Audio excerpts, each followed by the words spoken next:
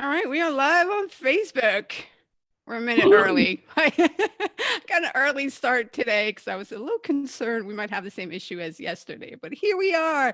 And got my man, Sean, James. Wow, just forgot Yeah. your name. What the hell, James? Why did I say Sean? I'm looking I, down and the I'm sorry shame about that. pisses people off. I always You know tell what? people it depends on what part of the world I'm in, is what name I go by. Yeah, because it's your nickname. Yeah, How do you say, is it Seamus. Seamus?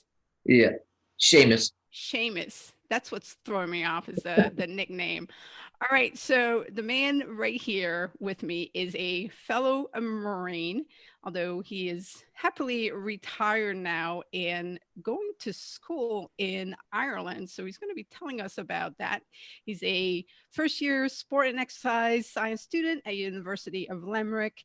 He spent his time in the Marine Corps in the infantry, special ops, counterintelligence. He's a combat vet and an amateur international athlete. We met, he was working in the G2 shop, and I went down for some brief that we had to do for some reason. Good old annual training and all the other good stuff we have to do. And I don't know, we just struck up a conversation and hit it off. So he was a big biker. You do a lot more running than biking these days, though. Yeah, I did a lot of cycling when I was living in Germany. Actually, that's not true. When I came back from Germany, I was still doing a lot of cycling, and the only reason I'm not doing it now is because I got a flat tire and I've been too lazy to change the tire. All right. So, no, what was fascinating about his cycling is that one gear, the man, and Germany is not flat. And the man was going everywhere cycling in Europe with one gear. And I was just shocked and in awe of that. So, and that's no joke. I definitely appreciate being able to go into lower and higher gear depending on the terrain.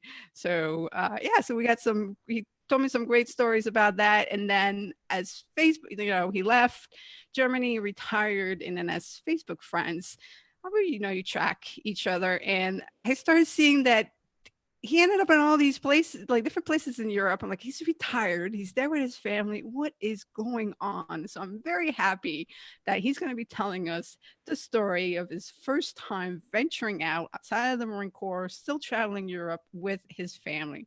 So get us started. How did this even begin? Well, Anne, it all goes way back to when I was a boy. No, not really, not that far. But it does go back to our time stationed in Stuttgart, Germany. As you said, I was working in the G2. And not long after I arrived in Germany, I got sent off to support a NATO exercise that was taking place in Romania. And so I went and did the exercise, came back, started to get out and about a little bit in Germany. But I'll tell you, I spent 2014, I think I spent between April and October of 2014. I don't think I was ever in the office for more than a week. I was off supporting this country with special operations or supporting this country with intelligence, or I was always gone, and it was great. And I loved it because I was on a very tight budget. My family was back in the States. I was in Germany by myself. So anytime that I got to travel Europe, it was usually for work, and I took complete advantage of it. Then my time in Germany was up, and I went home. Things were not good at home. I ended up getting divorced. And sorry about that. That's the typical answer, but I don't know if it's anything to be sorry about. But so my two older kids who were from a previous marriage, they were with me. And so I was back in the States. I was really missing Europe because there was a lot that I didn't get to do that I would have loved to have done. I spent a lot of time in Romania. I saw some of the Baltics, but I didn't really see much of Western Europe. I never went to Paris, never been to England, I passed through Italy, but didn't really do like Rome or anything like it, Switzerland. So there's a lot of Western Europe I didn't see. But, such is life, that door came and went, or opened and closed. So I'm divorced. I'm getting ready to retire. I got put into a new position as the section chief. Not to get into the Marine Corps part of it is really irrelevant, but I was in a leadership position when it came time for me to retire. I had applied for one specific job, and I really put all my chips into this one job post-retirement. Everything seemed to be going good. I went and did the interview. The guy that I talked to really liked me. He's like, no problem. It was a government job. And some weeks later, when I came back from I went pretty far into the interview process. And then some weeks later, when I came home, I had a letter in the mail that says, thank you, but we've decided to take back our offer. This particular place doesn't tell you why they take back the offer, if you know what I'm saying. So that was it. That job was history. And I was like, man, that's all I wanted to do. And I thought I was a shoo-in. Now what am I going to do? So I just started, now it's getting close. Unfortunately, I had 90 or 60, whatever the max is. I was maxed out for my leave for retirement. Yeah, terminal. So I had time. I was still getting paid for not doing anything, and everything was good. But it was coming down to that last paycheck, and I finally landed a job working at MARSOC, Marine Special Operations Command, as a curriculum developer.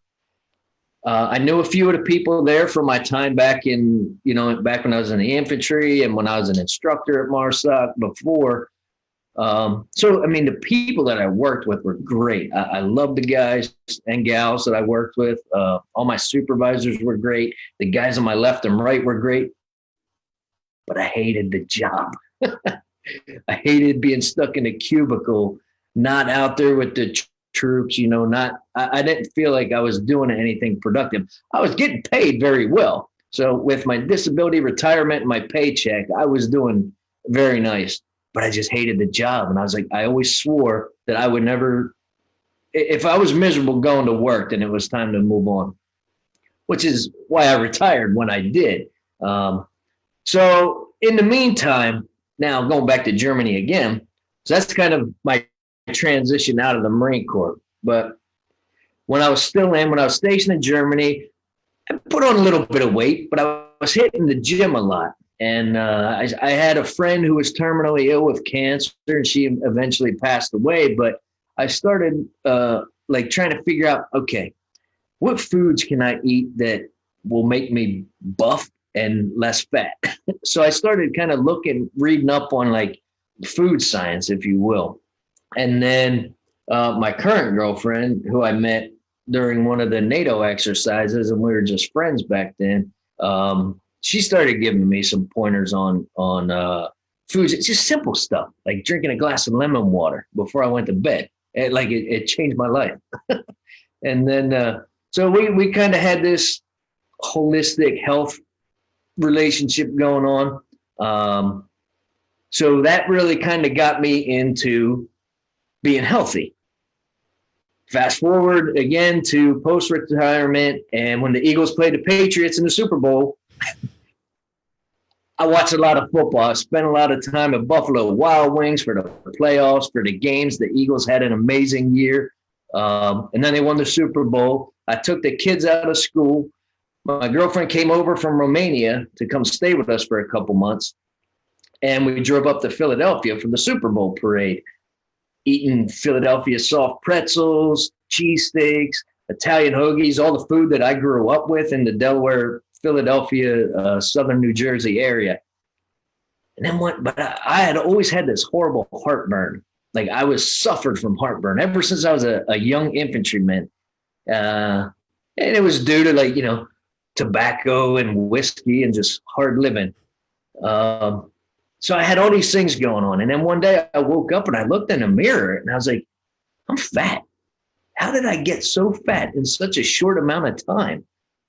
And I'm dying of heartburn. So we go to the vitamin store, and my girlfriend's like, oh, try this fire cider. Well, first she told me to drink apple cider vinegar. I was like, it's the stupidest thing I've ever heard. Who would drink apple cider vinegar?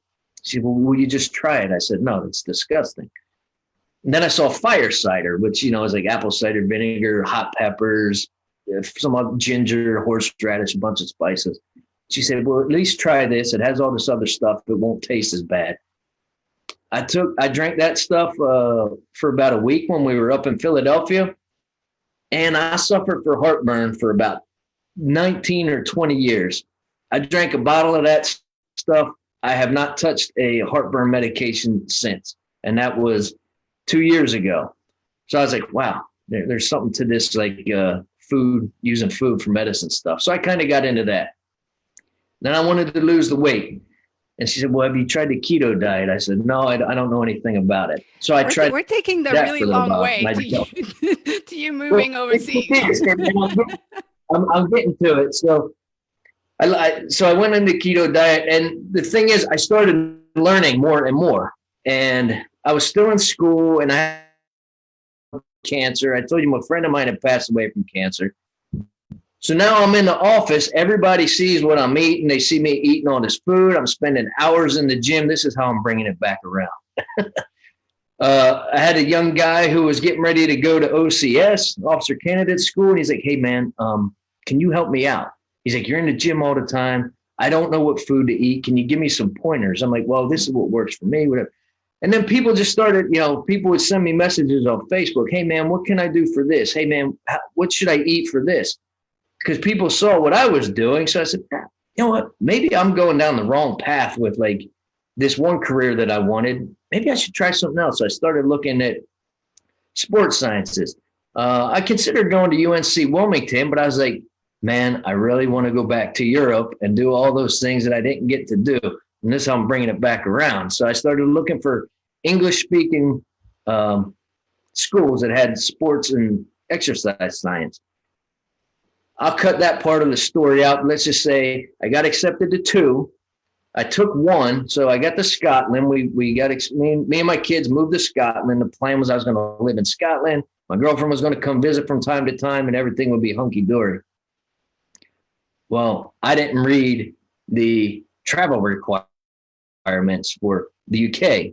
I just figured being the US, the UK, everything would have been cool. But when I showed up and they said, where's your student visa? I said, student visa? What do you mean? The thing said I had, if I didn't have it, I had 3 months to get it. And they said, we can't get it here. So we went back and forth with the immigration lady. And she's like, I'm going to let you in if you promise to go back and get your visa. I said, is that what you want me to say? You had completely moved. You had like packed everything and you had completely moved. And then you get there and then you find out, oopsies. Right. Completely moved. All my stuff is in a warehouse in New York waiting to be shipped. I had my trip budgeted down to make some other arrangements. Like there wasn't buying 3 tickets back to the US. It just wasn't happening. So we hung out. We got to go to the Fringe Festival in Edinburgh. I went and met with my university. And when they found out that I had my kids with me, they said, well, you're not allowed to bring your kids for an undergraduate program. And I said, what? So now I was in a real pickle. So I got on the phone with my girlfriend and we were talking. I'm like, I don't know what to do. She's like, let me look around. She found me a decent apartment in Romania. So I said, okay, we'll come out there for a year. I can start looking at some other schools. If this whole thing fails, then I'll just go back to the US. So we stayed in Edinburgh for a week, packed up what we had, got on another plane and went to Oradea, Romania, about 3 hours east of Budapest. And we set up shop there and we lived there for about a year. And then eventually I got a hold of the University of Limerick and I said, hey, you know what? I got accepted to your school last year, but I went somewhere else and now I want to apply again. And they said, okay, no problem. Just apply and whatever. So when the window opened, I applied to the school. A week later, I was accepted. I was like, now I have a year to plan this thing out and make sure there's not going to be any surprises when I show up in Ireland, which is probably what I should have done in the first place.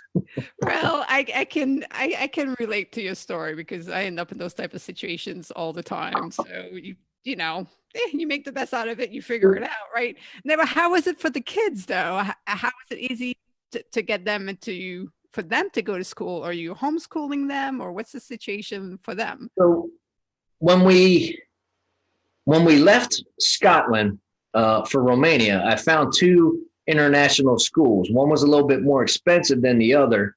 So I kind of weighed the 2 of them. I knew it was going to be temporary.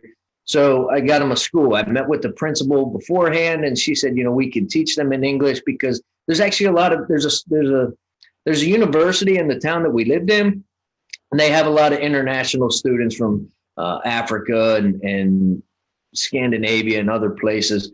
So they do have English classes there. And they said, well, do you want your kids, we have to teach Romanian. Do you want them to learn Romanian? I said, you know what? In a year, if they're able to speak on my behalf or at least order food, I'll be happy. And they did very well. Now, my son is much more academic than my daughter, but my son did better in Romanian than the Romanian kids did. So wow. they adjusted pretty quick. I mean, I had already had a few friends there from my previous trips with NATO. But then I started going to the gym, and my circle of friends just got really big, and they got to know my kids. My kids know a few of them.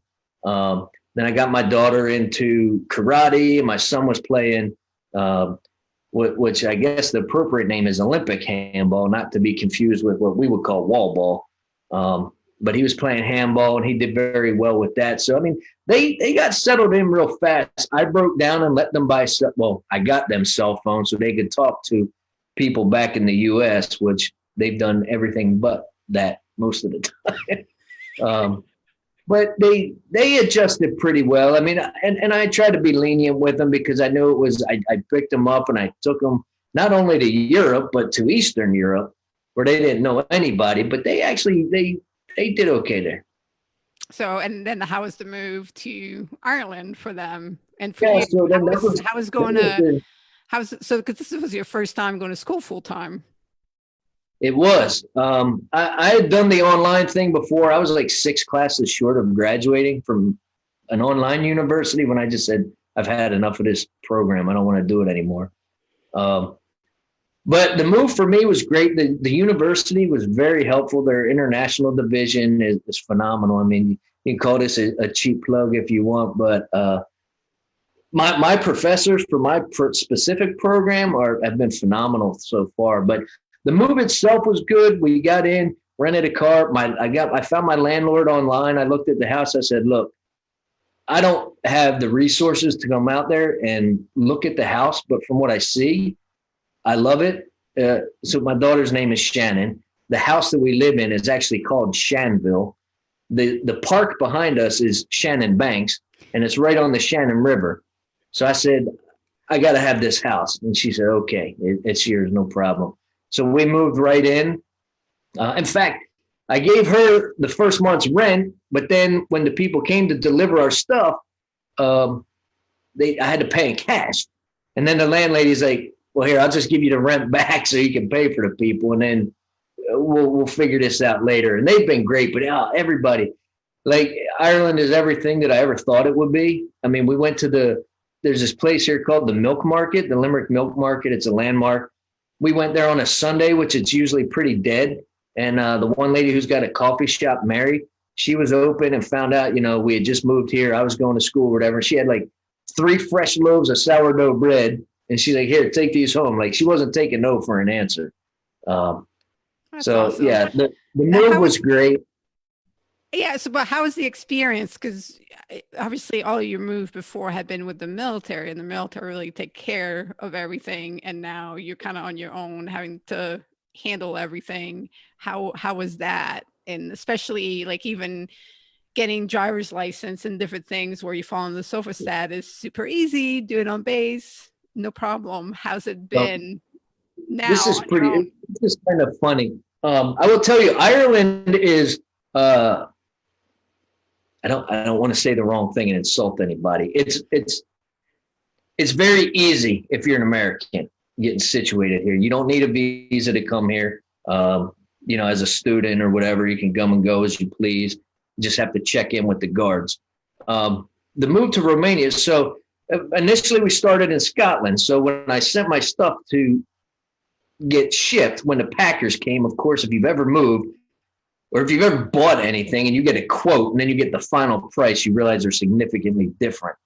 So that was that kind of hurt.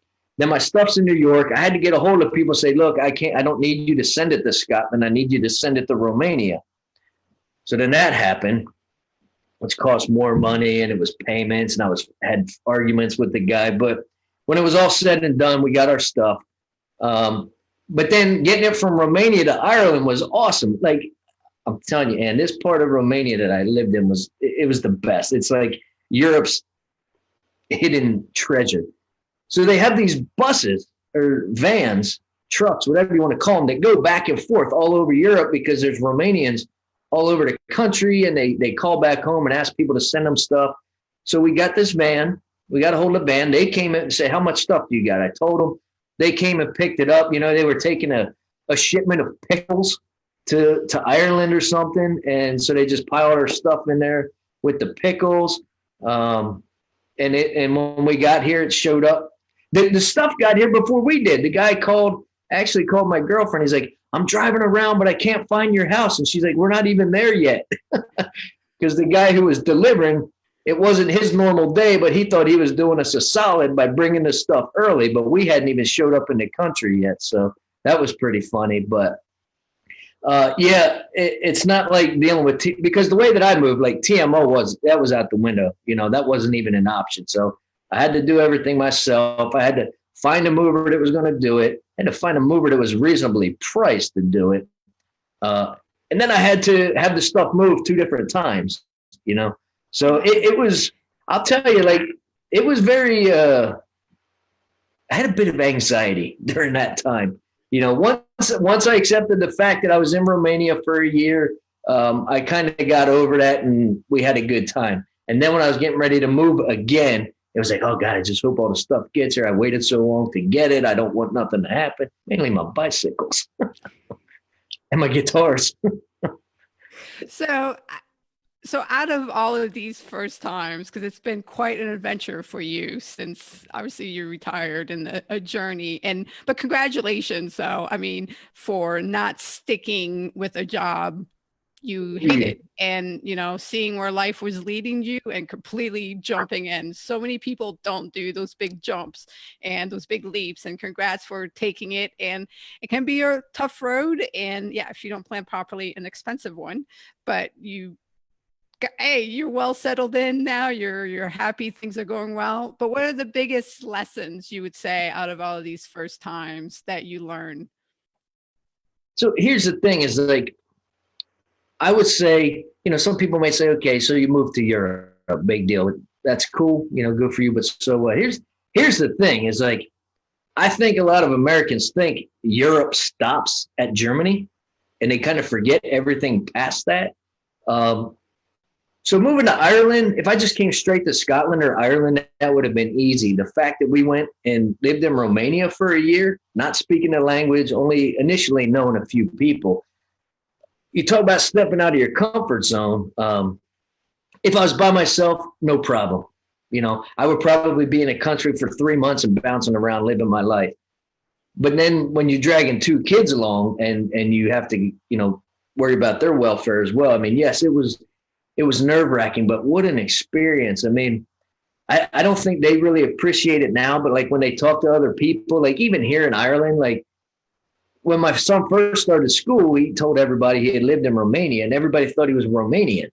I said, no, he's not Romanian, even though certain times of the year he's got red hair. But the first is, I mean, it was getting out of my comfort zone. I mean, I had a plan to go to school, and now I had a year of absolutely nothing to do. So I had to find things to do. I was continuing to do online learning. I was taking a lot of nutrition courses and learning about food and online exercise courses. I got my personal trainer certification, a couple other nutrition certifications. But the biggest thing was when I went to I told you about the gym that I went to, and I just met all these awesome people. They all became my friends. And then I actually ended up taking on like 5 clients who were friends of friends. And they wanted to train, and I spoke English, and they were comfortable working with me. So you got to do that for the first time. I mean, yeah, it was crazy. And the if crazy you were to thing, ask me when I retired, would I be a personal trainer in northern Romania? I would tell you absolutely not.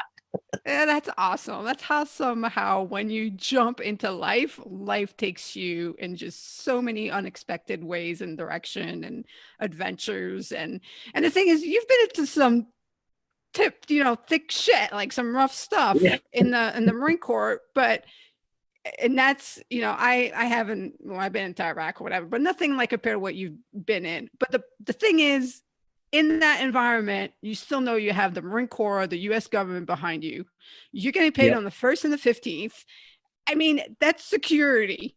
People might be trying to kill you, but there's security around around everything else that you're being taken care of. And when you're on your own and that goes away, that's when you're really outside your comfort zone. You're like, ooh, this is new. Yeah, Like, and I've had these talks with my girlfriend. I'm like, heaven forbid something happens to me. You will probably have to take the kids to the embassy and or whatever. So somehow figure out or call. I mean, it's Ireland, so it's not that drastic. My mom has already been here once, and she's planning. Well, she was planning to come back. Now it's just kind of stuck. But not that getting the kids back to my family in the States would be an issue, but there could be weird things that happen if, why are the kids leaving with not the person they came with? I don't know. These are just things that might come up, So, yeah, I don't have a command that I can go to with my issues.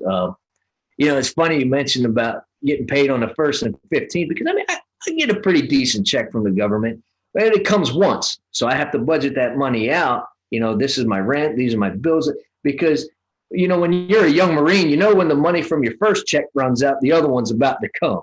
But now I just get one and I have to make that last. So things like that. But yeah, it's totally different being on your own. It's fun, but yeah, there are some burdens that, if you had a command or guys to your left and right, it wouldn't be an issue. yeah, it's very different. But But like you said, when yeah, you get out of the box and you start making those friends, you got a network. It's one of the things I love about being in school is like me being older. I talk to my professors all the time, after class, off hours, on an email. And like I'm already dialed into a network, Yeah. And I mean, that's the other thing. You do get new friends to your left and to your right. It's not your Marine Corps buddies, although they're still there, but a lot of them might not understand what you're going through because they shifted like what you initially did. I'm working, I'm in the Marine Corps, and you shift to working for a Marine Corps or a government job, and you're still surrounded with the same type of people that you knew back then. And, you continue on now completely out into the unknown, but you're making new people, like new people that you meet at the gym, that you meet in a different environment, and they become your buddies to the left and the right, or strangers will come and help you out. And definitely when you're a foreigner in a different country, you do get that. You get strangers who will really step up and take you in and help you. And but you can't be like, that's what happens when people are afraid and they don't realize that that's what is going to happen. Yeah. So, all right, well, let's shift over and let's play the first time lightning round. So let's. All right, this one. I worked on getting a little creative because I'm curious on your answers. Okay, so the way that this works is I'm going to throw something out there. If you've done it before, you say up. So it'd be swipe up, like if you're using the app. If it's something that you've never done, don't want to do, it's left. And if it's something you've never done but would do, then it's right. Okay. Yep. Have you, or would you make pasta from scratch? I think that's left. Is that the one I want to do it, but I haven't done it? Right. It'd be right. Right? So yeah, right. Okay. Right, okay. Right. Got it. Right. Okay. Belly dance. Belly dance. Not professionally, but I would try it. You try it. All right. We're going right again. Okay. Play disc golf. Up. Up. You've done that before. How'd you like it? How'd you do? Well, it was more so when I was a teenager, and it was just kind of for fun. Okay. I don't even know if anybody kept score. I guess you probably just follow the trail of beer cans to see who won. Yeah, admittedly, I absolutely sucked at it. I'm not very good at throwing the frisbee. So then throwing a frisbee and trying to get into a basket was challenging, but it was fun. Drive a tractor. I've driven a backhoe. A backhoe. Not a farm tractor, though. Yeah, that counts. Okay. Yeah, get a pedicure. Up. Up. All right. Tell us about your first pedicure. Well, my first one. I think it was actually at Myrtle Beach. I don't even know why I got it. I think I had an opportunity away with the kids. They were with the grandparents or something, and me and my wife at the time wanted to just go do something. And it was actually funny because some other friends of mine, a husband and wife, were having a conversation. I think she was trying to talk him into getting a pedicure or something. And she's like, his response was like, "No man would do that." And she's like, "Well, I bet Seamus would do it." He said, "No way, Seamus would ever." And then I posted a picture on Facebook, "Get my first pedicure." And he's like, you let me down, bro. I just used you as an argument. You made me a liar out of me. Oh, see, I was the opposite. I figured it was something that you would do. All right. Fail a test. Have you ever failed a test? Oh, yeah. What was your first failed test? How'd that go? Oh, man. Well, I never really took a written test until I was in high school. So it was in there somewhere. Yeah. Probably math. Math. Okay. You've been in Afghanistan, right? That's why I'm asking this question. Yeah. For some strange reason, where the connection would be, or maybe not. Milk a goat. I have not, but I'd give it a shot. Yeah, right. All right. I didn't know if out in the middle of nowhere you had ever found yourself needing to do that. Okay. Go to a Black New Year's Eve event, like black tie event. No. And if you had some like an arrow that said absolutely would love to, that's where I would be swiping. All right. That is on the list. All right. Win a jackpot. Ooh, that's a no. That's a and no. I would definitely love to. We'll go right I've on lost that the jackpot. All right. So the next question is today's a prompt. So today's prompt is, what is the first practical joke that you played on someone? Oh man. I would say it's probably one of them ones when you're a little kid where you're like, "Oh, look behind you," and somebody looks back like, April Fools. But I think the real first practical joke, oh boy. I used to do things in school where I would like put it in my study hall. I would always get to the class early and put a tack on the teacher's chair, and he always came in and sat on it. And after like the third time, we all got reprimanded. That was my introduction to mass punishment, but of course, I never owned up to it. All right. So my first practical joke, and I'm not a big practical jokester type of person, but the first one I was definitely maybe 8, 9 years old, and my sister was 3 years younger, so she was maybe 6 or 7 probably. Maybe I was a little older, and I gave her vinegar, and I told her it was water, and she drank it. Ooh. And she proceeded to spit it out, and she was not happy with me.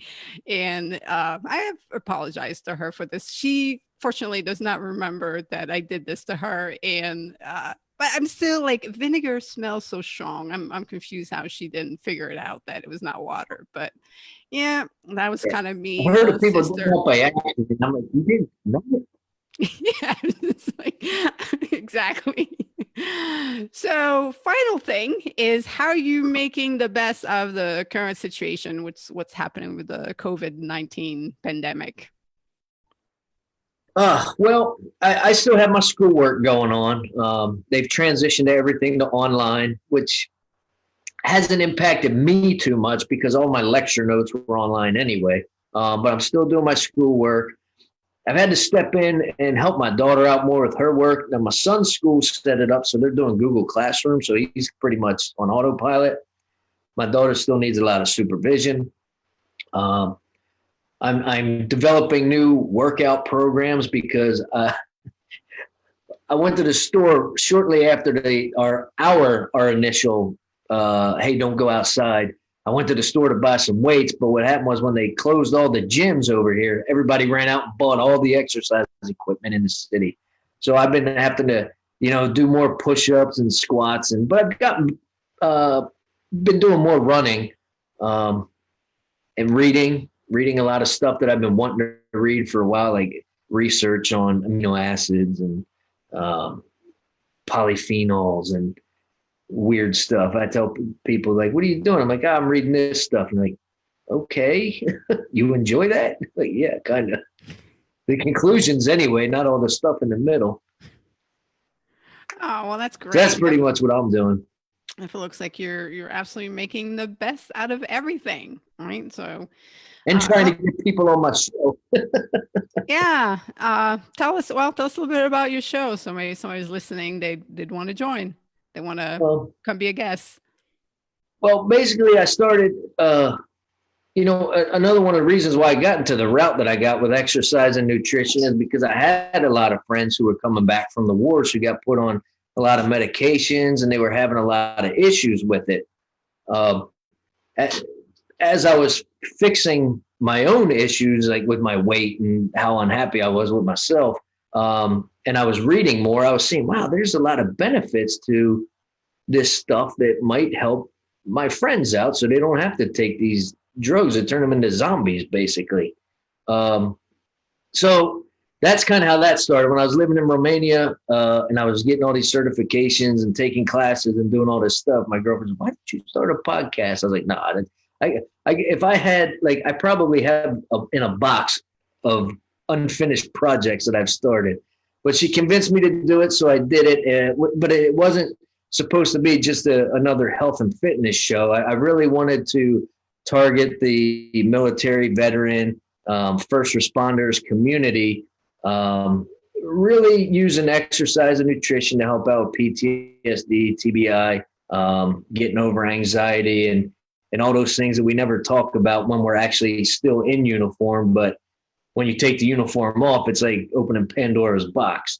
So that was kind of the intent with that. And I think I'm up to like 6 episodes, and I started last year.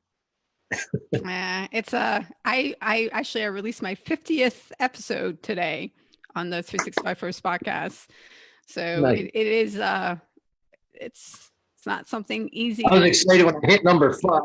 Yeah, it's a challenging project and thing to do. So if you want, I'll give you my older brother's name. He is gone completely, changed his life, diet, everything around. So he turned 50 and he's all shredded now and starting the CrossFit competition, and he's studying the stuff too now, and he's become quite obsessed. Yeah, that'd be cool. Yeah, so I'll link you two together, and I'm sure he would love to come on and have a chat with you, share his journey, his experience, the thing that he's learning. So, and I think he could learn a lot from you and everything that you're doing. So I'll make the connection there for you. Awesome. So Junior, if you're watching this, which you should be, family support, you need to get with James over here. But I'll make an intro on Facebook. So, well, I really appreciate you joining me on the show and doing this. So thank you. And Shannon, I'm going to thanks for having me. It's been a lot of fun. Yeah, and I'm going to give a plug to his daughter, Shannon. She had done a little, I had posted something on Facebook because I was imagining 2 toilet paper rolls talking to each other, and she did the little cartoon for me, and it was really neat. So she did a good job, and I will get back in touch with her because there's many other cartoons I would like to create. So just cool. Time is I definitely do not have a lack of things to do. So there's no boredom setting into my life. That is for sure. But once things ease up, I'll get with her to get a few more cartoons done. So love again, continue to follow what you and the family are doing and keep it up. All right. Well, thanks for having me, and good luck with again, congratulations on your 50th and good luck as this thing keeps rolling along. Great. Thanks.